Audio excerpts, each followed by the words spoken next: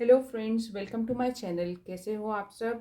उम्मीद है आप सब खैरियत से हैं, खुश हैं और खूब मज़े में हैं। अच्छा, आज की रीडिंग जो है वो है कलेक्टिव रीडिंग, जनरल रीडिंग। इसमें देखेंगे कि आपके पार्टनर के इमोशंस क्या हैं, इसमें थर्ड पार्टी सिचुएशन है, नहीं है, या अगर थी तो अब उसकी एग्जिस्टेंस किधर है।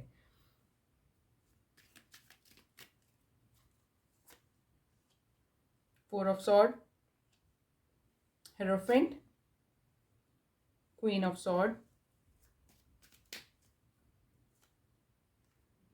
Night of swords, strength, and everything is fine. और बॉटम ऑफ डेक की एनर्जी है जजमेंट, और एवरीथिंग इज फाइन को क्लेरिफाई कर रहा है नाइट ऑफ कप।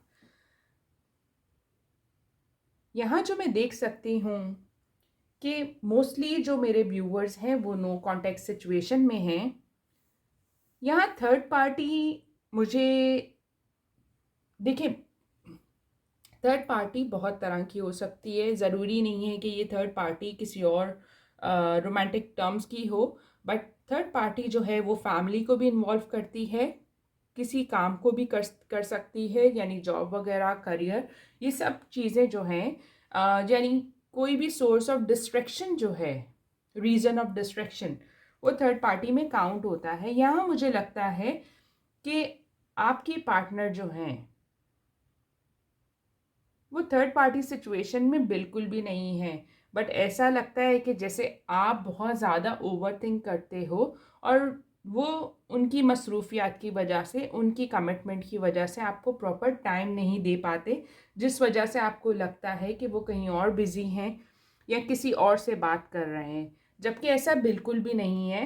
क्योंकि यहाँ ज़्यादा मिसअंडरस्टैंडिंग्स दिखती हैं। ऐसा लगता है कि आप बहुत ज़्यादा जो है सोचने की वजह से और उनकी जो टाइम ना देने की वजह से आप डिस्टर्ब होते हो, और वो कनेक्ट करते हो कि कहीं और बिज़ी हो, इस वजह से तुम जो हो मुझे टाइम नहीं दे रहे, जबकि ऐसा बिल्कुल भी नहीं है। क्योंकि यहाँ आपके पार्टनर आपसे प्यार बहुत ज़्यादा करते हैं, और सिर्फ काम की डिस्ट्रैक्शन की वजह से, फैमिली बर्डन्स की वजह से वो आपको कम्युनिकेट नहीं कर पाते। इनफैक्ट मुझे लगता है कि वो आपसे उम्मीद करते हैं कि आप उनकी स्ट्रेंथ बने, आप उनको इनकरेज करें या उनकी बात को अंडरस्टैंड करें।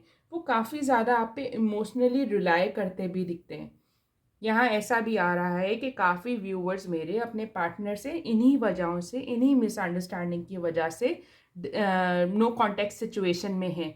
तो ऐसा आप लोग बिल्कुल ना करें, क्योंकि यहाँ थर्ड पार्टी सिचुएशन नहीं है। आपके पार्टनर का कहीं भी मुझे ऐसा नहीं लगता कि आपके पार्टनर किसी और में इन्वॉल्व हैं या कोई और उनकी लाइफ में एंटर है। ऐसा कुछ भी नहीं है एक्चुअल में।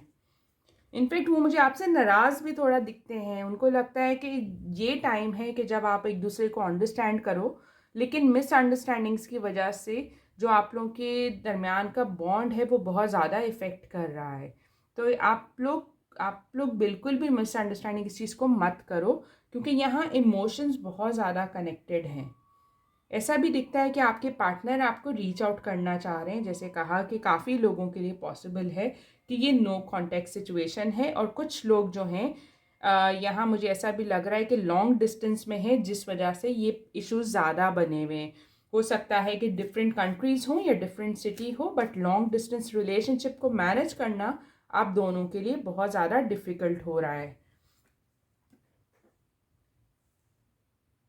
You always deserve so much more than was able to offer you. वही बात आ रही है कि वो आपसे इतना प्यार करते हैं, उनको लगता है कि यार मैं इसके लिए मैं बहुत कुछ कर सकता हूँ, लेकिन मैं कर नहीं पा रहा। अब कर क्यों नहीं पा रहे, ये हम क्लेरिफायर में चेक करेंगे।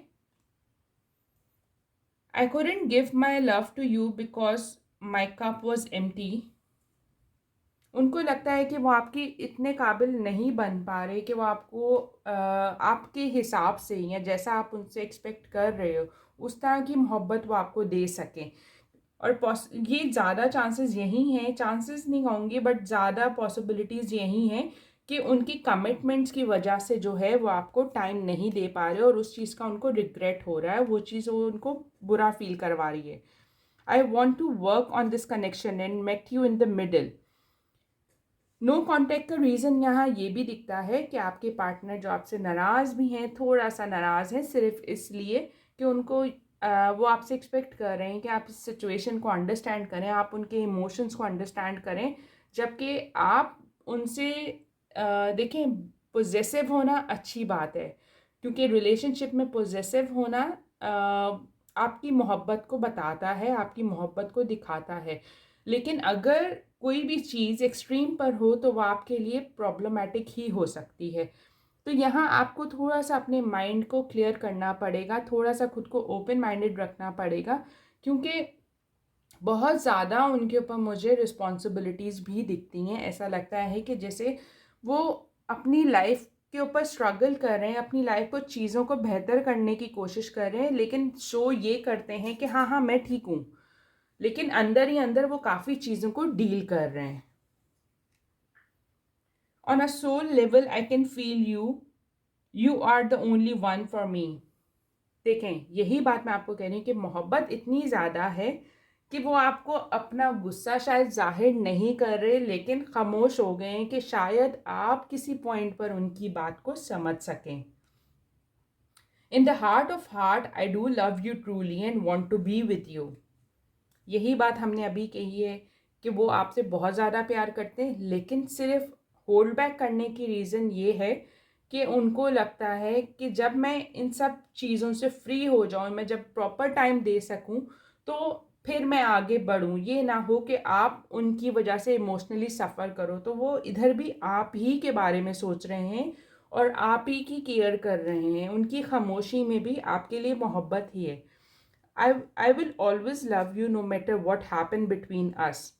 See, उनकी मोहब्बत आपके लिए इतनी ही ज़्यादा है जितनी आपकी उनके लिए. क्लेरिफाई करते हैं इस कार्ड को जिसमें मेंशन है you always deserve so much more than I was able to offer you. तो ऐसा क्या था यूनिवर्स जो ये ऐसा कह रहे हैं या उनको ऐसा लगता है? देखिए, उनको पता है कि आप उनका इंतज़ार करते हो, आप उनसे बात करना चाहते हो, लेकिन उनके ऊपर जो ज़िम्मेदारियाँ हैं, घर की, बाहर की, काम की, उस वजह से वो जो आपको टाइम नहीं दे पाते ना, तो उनको लगता है कि यार मैं इस बंदी को तकलीफ़ दे रहा हूँ. तो उस सोच के चलते हुए उनको ऐसा लगता है कि आप बहुत कुछ डिज़र्व करते हो और शायद वो आपको नहीं दे पा रहे. आई couldn't give my love to you because my cup was empty.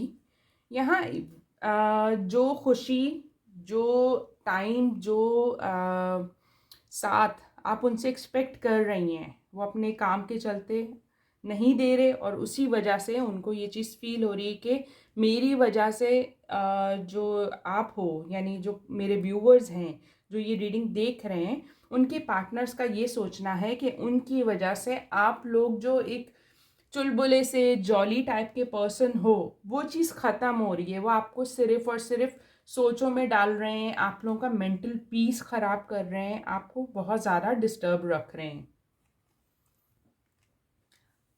I want to work on this connection and met you in the middle.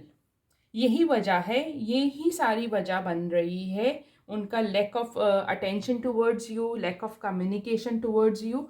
यही सारी एक रीज़न बन रही है आप लोगों के नो कांटेक्ट की और मिसअंडरस्टैंडिंग्स की. इन शॉर्ट मुझे यहाँ यही लगता है कि आपके और आपके पार्टनर के दरमियान में कोई तीसरा इंसान नहीं है, बट उनकी वर्क कमिटमेंट है जिस वजह से वो आपको टाइम नहीं दे पा रहे और वो चाह रहे हैं कि थोड़ा सा मैं रिलैक्स हो जाऊँ इस बर्डन से, ये बर्डन मुझ पे कम हो जाए, तो फिर ही मैं आगे बढ़ सकूं ताकि जो अटेंशन आप उनसे एक्सपेक्ट कर रहे हैं वो आपको दे सकें. लास्टली उनके मैसेजेस लेते हैं, कुछ चैनल मैसेज देखने के लिए.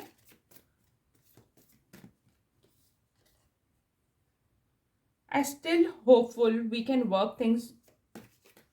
Make things work between us one day. You are my goddess. I want to make things right between us one day. I never wanted to purposely hurt you, and I'm sorry if I have. I want to reach you out to apologize for my previous action.